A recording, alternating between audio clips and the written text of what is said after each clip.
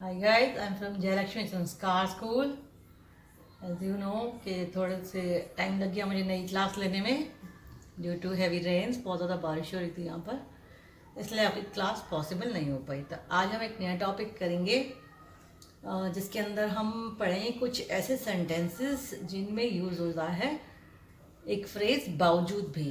Okay, कि ये काम होने के बावजूद भी ये काम नहीं हुआ. तो यह हम आज इसका सिंटैक्स पढ़ेंगे कि क्या होता है. तो इसके लिए आप दो वर्ड्स में से कोई भी इस्तेमाल कर सकते हैं.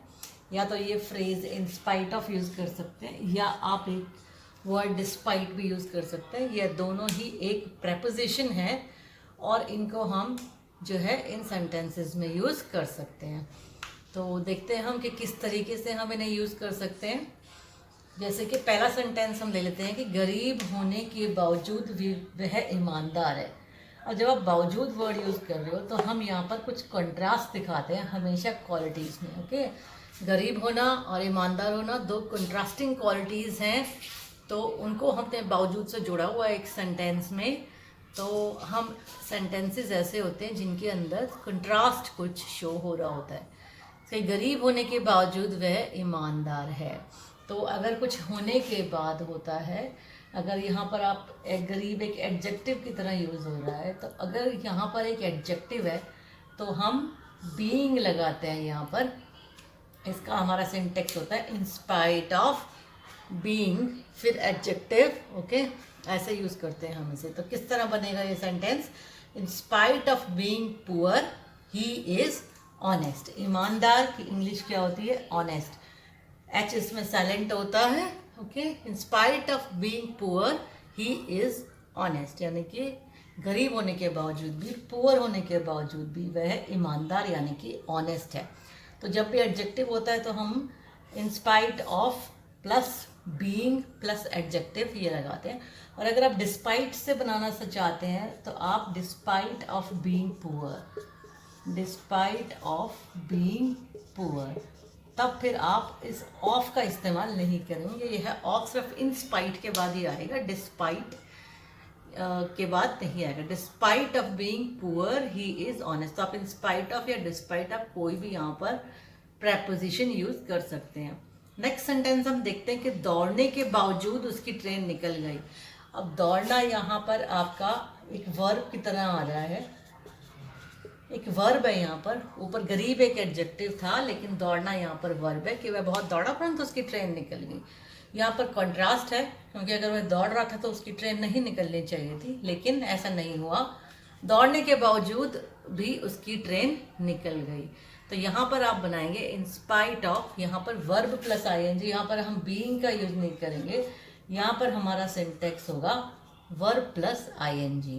ओके, तो इन स्पाइट ऑफ दौड़ने को कहते हैं हम रन. तो in spite of running verb plus ING हमने लगाया. In spite of running he missed his train. उसकी ट्रेन निकल गई, उसकी ट्रेन छूट गई. तो ही मिस्ड हिज ट्रेन, हमने मिस कर दिया ट्रेन को. तो जब कोई ट्रेन छूट जाती है, कोई हमारा प्लेन छूट जाता है, तो वी से ही मिस द फ्लाइट, ही मिस द ट्रेन. तो वहाँ पर हम मिस शब्द का इस्तेमाल करते हैं. तो in spite of running he missed his train. Despite से भी बना सकते हो आप, डिस्पाइट ऑफ रनिंग, या डिस्पाइट आप यहाँ पर ऑफ ना भी यूज करें तो डिस्पाइट रनिंग, डिस्पाइट रनिंग. फिर आगे तो सेम सेंटेंस चलेगा, ही missed his train. Despite running he missed his train. तो यहाँ पर हमने जब डिस्पाइट यूज किया तो हमने आप देखेंगे ऑफ का यूज नहीं किया. Despite running he missed his train, या सेंटेंस बनेगा इन spite of running he missed his train. Okay, next हम जो सेंटेंस देखते हैं, अच्छा खेलने के बावजूद भी हम हार गए. ओके, अच्छा अगर हमने खेला था तो हमें हारना नहीं चाहिए था, लेकिन यहाँ पर भी आप देखेंगे तो दो कंट्रास्टिंग क्वालिटीज इस सेंटेंस में आ रही कि अच्छा तो हमने खेला लेकिन उसके बावजूद भी हम लोग जो है हार गए. तो अच्छा खेलने को हम क्या कहते हैं? Well, playing well, play well. Okay, तो यहाँ पर इन स्पाइट ऑफ, फिर वर्ब प्लस आईएनजी हम लोग यूज कर रहे हैं. In spite of playing well, verb plus ING use किया हमने यहाँ पर अपने सिंटेक्स के according. In spite of playing well we lost the match. Match जब हार जाते हैं उसकी इंग्लिश क्या होती है? लॉस्ट होना, lost the match.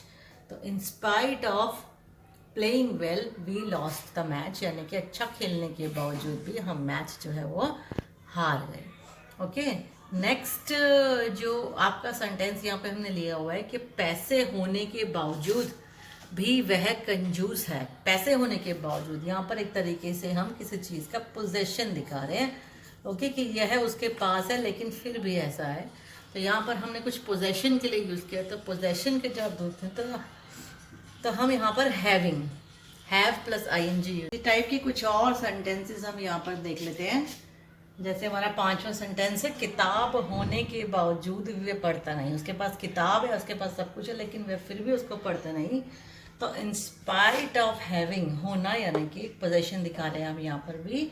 In spite of having book he doesn't study, वह पढ़ता नहीं। इन spite of having book he doesn't study, किताब होने के बावजूद भी वह पढ़ता नहीं। ओके, नेक्स्ट है, कार होने के बावजूद भी वह पैदल जाता है। इसमें देखो आप कॉन्ट्रास्ट, अगर कार है उसके पास तो उसे पैदल नहीं जाना चाहिए, लेकिन वह कार होने के बावजूद भी पैदल जाता है। तो यहाँ पर भी हम एक कॉन्ट्रास्ट दिखा रहे हैं इस सेंटेंस में। तो इसका आपका ट्रांसलेशन बनता है, in spite of having a car, car होने के बावजूद भी, in spite of having a car he goes by foot, पैदल जाना। पैदल जाना इंग्लिश में हम कहते हैं by foot. He goes to school by foot, वह पैदल स्कूल जाता है। He goes to school by foot. Okay, तो पैदल जाने का हम जो इंग्लिश वर्जन है उसे बाय फुट लेते हैं। तो in spite of having a car he goes by foot, वह पैदल जाता है कार होने के बावजूद। इन spite of having a car he goes by foot. Next sentence हम देख लेते हैं कि बीमारी के बावजूद भी वह रोज़ घूमने जाता है। अगर बीमार है तो उसे घूमने नहीं जाना चाहिए था, लेकिन इस सेंटेंस में आप कॉन्ट्रास्ट देखेंगे कि बीमार होने के बावजूद भी वह रोज़ घूमने जाता है।